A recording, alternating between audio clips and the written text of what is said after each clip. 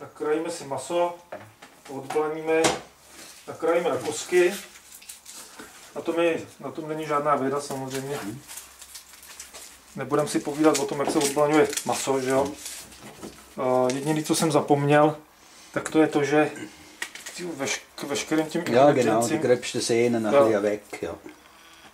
I Petr říká, že to dělám správně, odstraním všechny ty blány. A jediné, co jsem zapomněl z těch ingrediencí, tak je červený víno, ale to si řekne v průběhu toho vaření.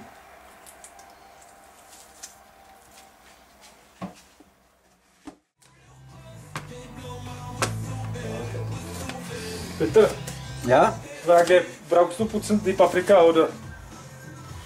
Ja. Die wird eh gekocht, das ist... Ja.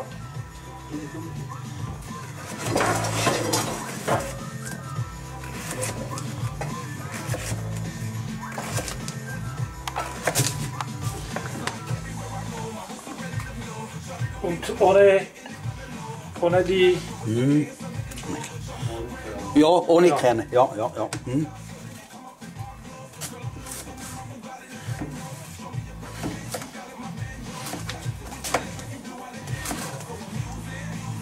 Und dann? Einfach so ungefähr streifen, so, ja. So, ja. Ja. So. Ja, tipptopp. Okay. Tak si můžeš, tak čo? Ja. Takže okrájíme si papriky červený i bílý. Vyjádříme je. Jak říká tady šéf Petr, tak nakrájet takovýhle pruhy velký. V podstatě by tam mělo přijít teda opravdu asi Petr, ale 2 kilo paprika? Nein. Halbe. Halb und halb, ja. Takže z toho kila paprik, tak na 2 kila masa půlku paprik z červených a světlých, to znamená půl kila červených, půl kila světlých paprik. To samé vlastně u cibule, na 2 kila masa 2 kila cibule. Petr jak krájel cibuli, tak možná u nás zvykl na kostičky. Tady je vidět, že to krájel na takhle velký kusy. Jo. A to samé vlastně u mrkve na kolečka a taky prostě nakrájet to na větší kousky, jak celér, petržel, tak i mrkev.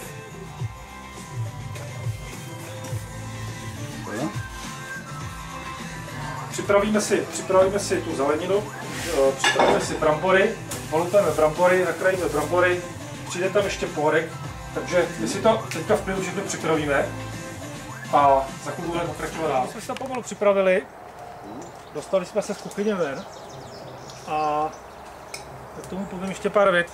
Jelikož ten guláš se dělá přibližně nějakých 5 hodin, tak jsme si připravili tady takzvaného bezdomovce.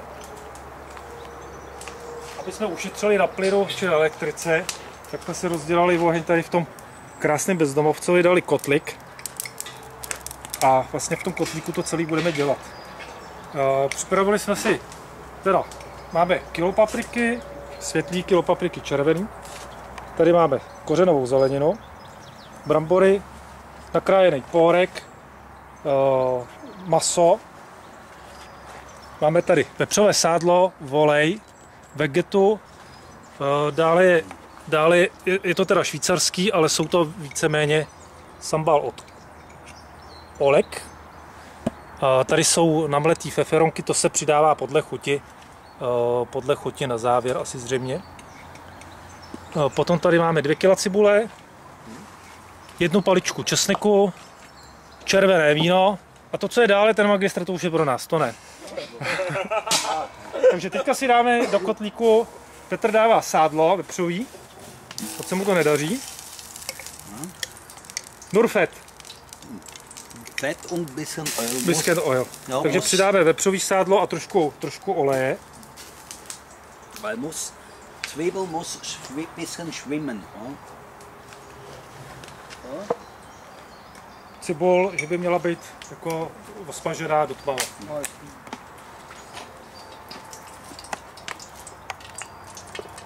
Koukám, že přiměřeně, Petr.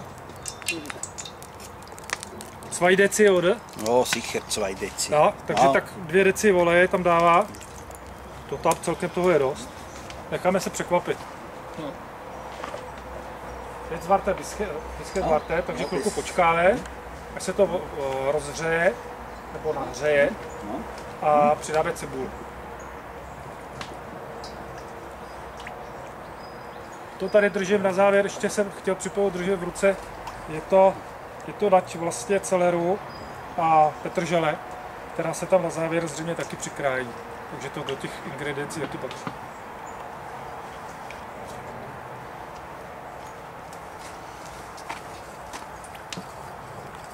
Peter, ich noch frage, die Preis, die Gulage. Du mir sagen 7000, das ist möglich. Oh, 5000 ist nur Fleisch. Oh, Na 5000, 1000 Kronen. Nein. Wenn kostet Kilo, 50 Franken und 100 Franken kostet 2 Kilo. ist 2000 Kronen. Ja. Das ist Ja, 2000, ja, 2000, ja, 2000, ja, 2500, ja. 2500 ist Fleisch, nicht 5000, Ja, 2500. ja. Ja. Teďka se bavíme právě o tom, že se říká, že vyjde takhle 7000. Mně se to teda nezdálo, takže počítáme tady, Nee, kolik kommt stojí. es auf 3000 Kronen, 3.500. Bis 3000. Jo. Ja. Nicht Takže 7000. počítáme teďka, kolik to opravdu to stojí. Že 7000 to se mi zdálo opravdu dost.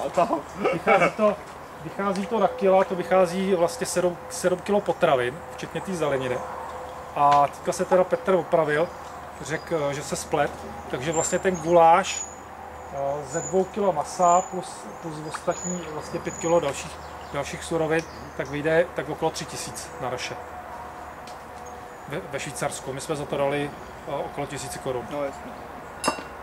To by šlo. Takže teďka tam Petr přidává cibuli. Jak říkám, je to cibule, která je na větší kusy nakrájená.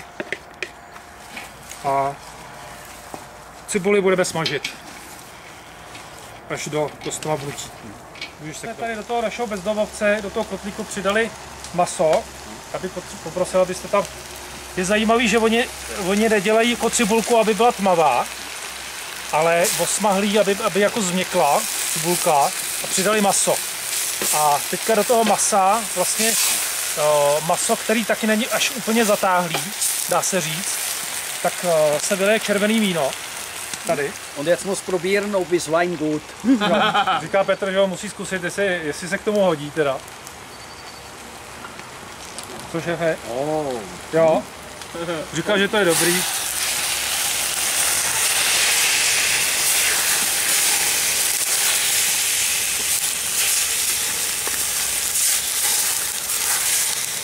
No, takže jsme tam vylili vlastně celou sedmičku toho vína. No.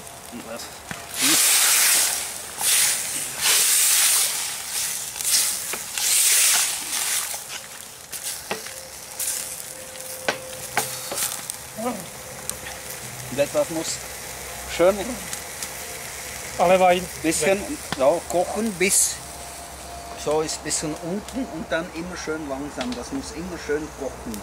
Jo, takže se to teďka budeme vařit pomalu, až dá se říct do vyvaření celého toho vína. Takže se víceméně se udělá, víceméně vlastně změkne maso, rozvaří se cibul a přikryjeme guláš. Martin, se. No. Dann schauen, wenn Ja, takže zu to, viel muss wegnehmen. Und, darf nicht zu stark kochen, jo? Darf nur so ein bisschen. takže to necháme pomalu vařit takhle, no. Necháme to pomalu vařit a za chvilku dáme si magistra. Dáme si magistra a za chvilku Dass man sieht, dann budeme man povídat auch dál. schön, wie jetzt langsam so kocht, jo? Nicht zu stark. Jo. Geben. Tak já se za chvilku vrátím. Vidím Petra, že tam přidává do kotlíku, to je vlastně mrkev, celer, petržel, nakrájený na kolečka. Je teda pravda, že mezi tím se nám to víno trošku vyvařilo. Petr tam přilil tak litr vody. Po litru vody jsme to nechali vařit tak půl hodiny. a přidal tam teda kořenovou zeleninu, červenou papriku a zelenou papriku. Já jsem si teda osobně myslel, že když se řekne pepperoni guláš, tak jsem si myslel, že tam přijdou nějaký kozí rohy nebo feferonky. Ale pravda je ta, že vlastně se jedná o papriky. Jak je vidět na té konzistenci, tak není to zatím jako klasický český guláš, ale je vidět, že to je vlastně jedna hmota a voda dá se říct, že nikde. No uvidíme za chvilku, co z toho vznikne.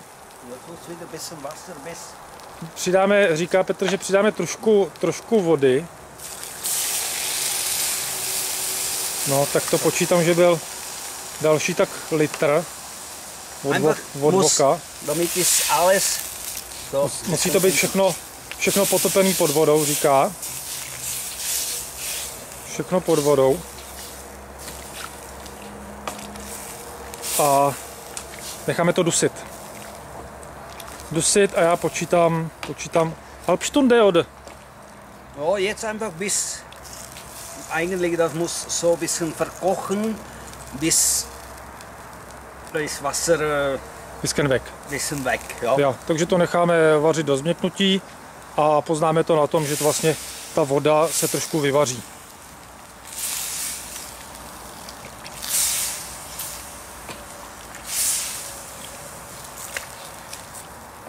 No, rozhodně je to zajímavý a musím říct teda sám za sebe, že takovýhle guláš, který se vaří opravdu 5-6 hodin, asi si doma na sporáku neuděláme, to si asi každý rozmyslí, takže spíš si myslím, že nějakou takovouhle záležitost budeme řešit na chaloupce, pokud má někdo takovýhle bezdomovce nebo trojnožku a na to dát kotlík, tak si myslím, že se s tím vyplní krásně odpoledne.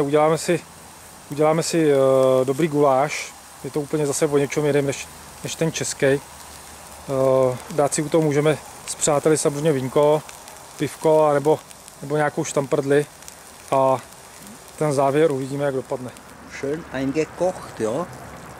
Jo, takže od té doby, co jsme tam přilili vlastně 2 litr vody, tak Petr to trošku osolil, popepřil a minimálně tak hodinu jsme to dál vařili. Po hodině dalšího vaření, tak to tam Petr přidává pórek, nakrájený pórek. Je to zase nakrájen opravdu na dost velký kus, jak vidíte. Já to trošku přiblížím.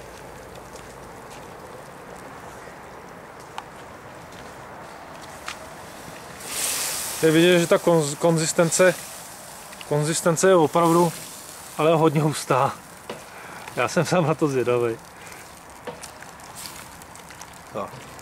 Co? Je lassen? Nein. Dá? Takže to nenecháme. Říká Petr, že to nebudeme nechávat jen tak. A přidáme brambory.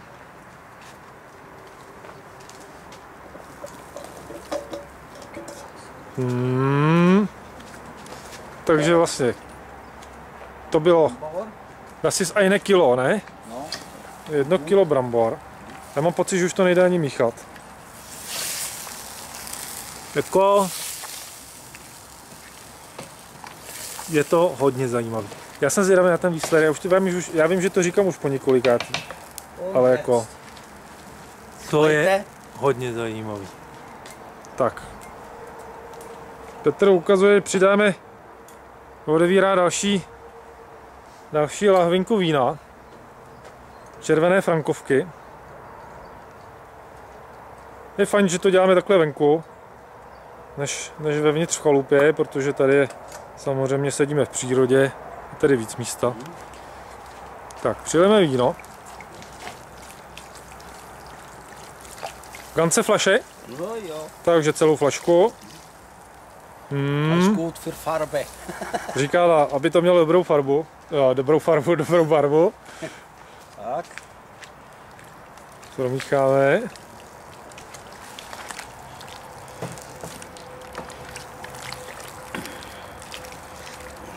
rote Fleisch, rote Farbe Soße.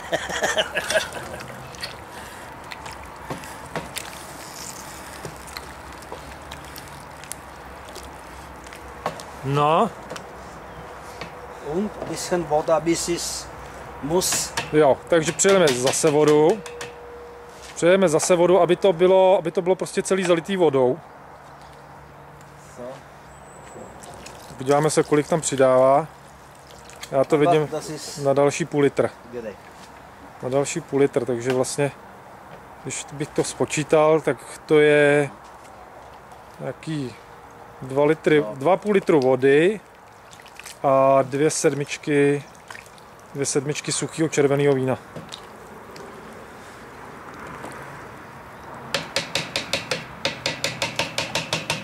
Alles gut? Na? Noch nie? Ještě to není všechno. Sambal olek. Sambal olek. To je jakási česneková feferonková pasta. 1,5 s bylinkama. Dal tam vlastně lžičku a půl. Und dann warten, probieren nachher, wie ist Konsistenz und Geschmack. Jo. No. Takže teďka zkusíme, říkal Petr, zkusíme, jakou to má chuť. A já mám pocit, že tam bude přidávat ještě feferonky. Oder? Jo. No. Jo. Jetzt probieren dann, wie es, ob es dann geben noch oder Ja. genug. Ja. Takže to ochutnáme. Das ist je nach Geschmack. Ah. Der eine hat gerne normal und der andere bisschen diese Feuer, ja? Ohenfeuer. Ochutnáme a potom zjistíme teda, jestli přidáme třeba ty feferonky nebo ještě sůl a tak dále. Takže Petr to ochutná, zhodnotí co s tím. Tak šéfe, co povídáš? Aber muss noch mehr kochen. Kolega ochutná taky.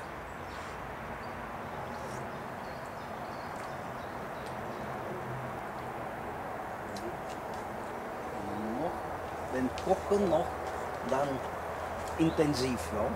Takže to necháme vařit a říká Petr, že vlastně ty chutě, tím co tam dal, tak ty chutě se nám projeví intenzivní.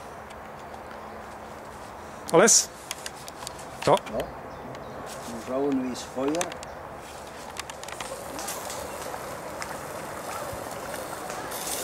Takže teďka přidáme, Petr tam posléze přidal tam naťový celér a petržel. Vůbec jako koukám, že se s tím nepáří, že to tam prostě natrhá, úplně klasika. Další, co udělal, tak tam přidal sůl, což jsme teda nezabrali, ale já vám to alespoň ústně takhle přeložím. Takže přidal sůl a neustále vaříme. V podstatě se to dělá od nějakých 2:30, myslím, od 2:30 jsme to začali vařit. A nyní je 6 hodin. Takže já počítám, že hotový to bude tak půl sedmá. Koukneme na tu konzistenci. Já si myslím, že to je úplně úžasné teda, opravdu, co z toho vzniklo.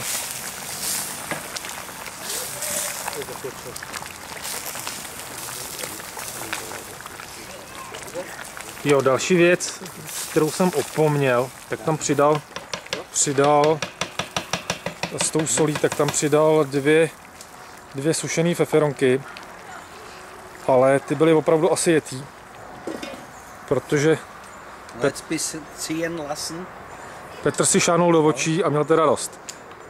Was? Jetzt ziehen lassen, bis es bisschen eingekocht, bis die Soße bisschen fest, jo?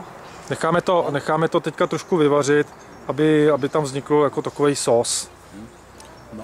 Wie lange ungefähr? Oh, so Halbe Stunde. halbe Stunde, dreiviertel Stunde. Jo, takže říká v tuto... Man muss schauen, wie Feuer, wie es... Jo. Takže od této doby budeme vařit tak půl hodiny, 3/4 hodiny. Aby se vyvařila ta voda a vzniknul tam trošku ten sos. Pak už si myslím, že bude hotovo. Takže my jsme se dostali k závěru. Teď Petře, fertig? Ist das fertig oder nein? Das ist fertig, ja. Ist das fertig, OK. Takže je konec. Tak my se na to podíváme zblízka.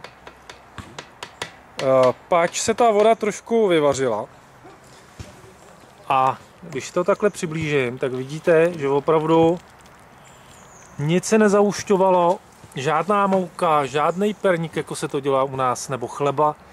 Krásně, když to promnu, tak krásně ten guláš je hustý, no, jde trošku z toho kouř, je hustý. Jediný, co jsme udělali vlastně, tak jsme to dochutili.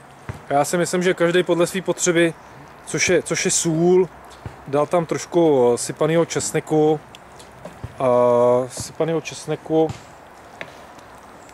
a to je všechno. Takže nadáme na talíře a pustíme se do toho. Peter, wie viel Uhr ist jetzt? Jetzt ist so, 6:30. 6:30. Takže je 6:30. Začali jsme v 6:30 a je 6:30. Ten švýcarský guláš, pepperoni guláš. Petr, pojď mi to. Petr, come here, bisken. Podívejte se, je opravdu, je to hodně hustý. Nemuselo se to opravdu zahušťovat nic, já si nám dám jenom trošku. Trošku, no, ona je to skoro půlku talíře. Přikryjeme, ať to nevychladne. Mám tady k tomu připravený chleba, že to zakousnu. A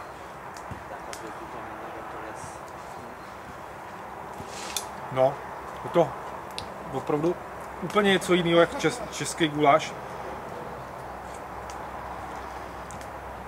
Ty chuti jsou tam opravdu vyvážené s tou zeleninou. Mrkev měkká. Myslím si, že to je hodně zajímavý. A rozhodně, kdo bude mít chuť experimentovat, tak ať zkusí pepperoni guláš. Tak děkuju a dobrou chuť. Tak, ten? Jo.